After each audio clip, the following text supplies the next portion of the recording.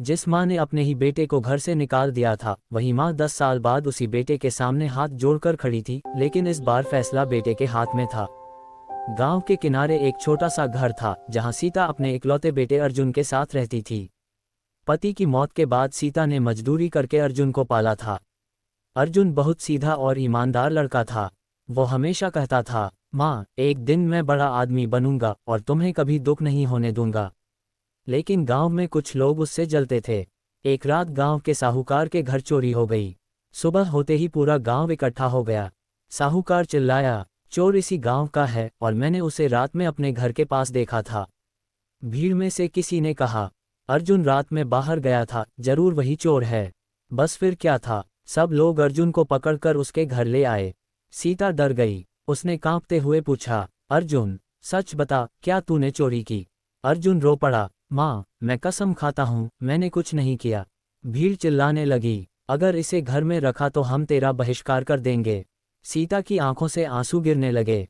कुछ पल बाद उसने डरते हुए कहा, अर्जुन, आज से तू इस घर में नहीं रहेगा। मैं गांव के खिलाफ नहीं जा सकती। आज से तू मेरा बेटा नहीं है।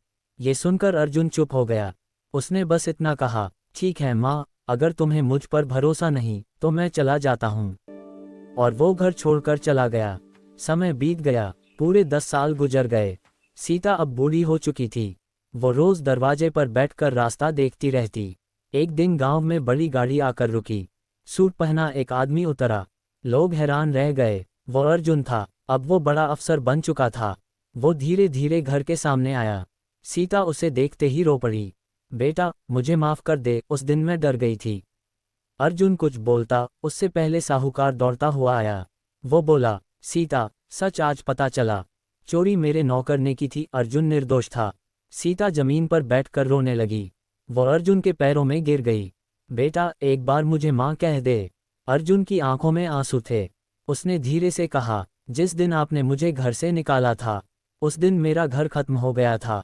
इतना कहकर वो मुड़ गया। सीता दरवाजे पर बैठी रोती रह गई।